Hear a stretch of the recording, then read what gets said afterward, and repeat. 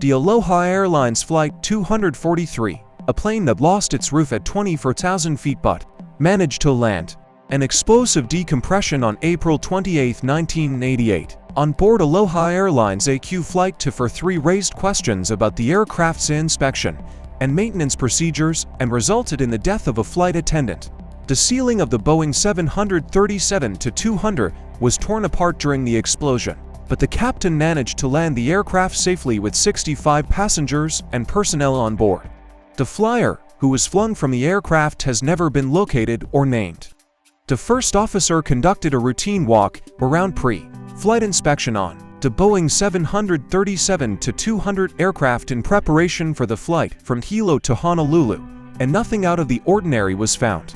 On its route to the capital, which it would never reach on that particular day, Flight 243 took off at 13:25 a.m. A catastrophic decompression took place after the airliner ascended to a height of 24,000 feet.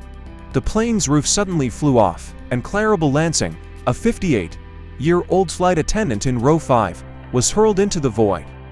After the incident, Captain Robert Schornsteimer, 44, assumed control of the aircraft and led it through an emergency descent to Maui, where it landed safely and with no further casualties.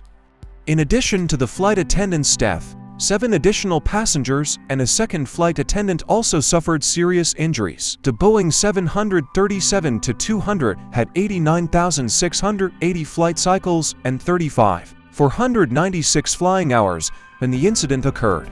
Further research revealed that just before takeoff, a passenger had reported who thought she saw a crack to the right of the entry door as she was boarding. She had no idea, and she didn't want to bother the crew, so she said nothing, preferring to believe that the airline knew better than she did.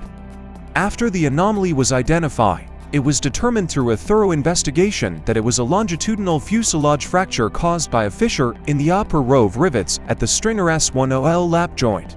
The crew determined that the issue originated between the cabin door and the jet bridge cowl. Due to its irreversible damage, the Boeing 737-200 had to be destroyed immediately upon collision. The aircraft's horizontal stabilizers were also dented and damaged from being hit by flying debris during the crash landing. Further examination revealed that the primary damage was caused by the full separation of the upper crown skin and other fuselage structures, which was discovered during the initial examination. According to videos seen both during and after the collapse, the distance between the small aft of the cabin and the aft entrance door to the main cabin was 18 feet.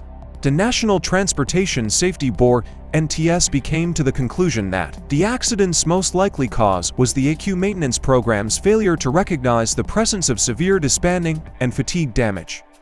It was more difficult to conduct an adequate inspection of the aircraft's outer skin because the fuselage inspections were planned for the evening hours. Fortunately, the aircraft landed safely on Maui, marking the incident as a pivotal moment in aviation history. It will have long-lasting effects on aviation safety regulations and practices.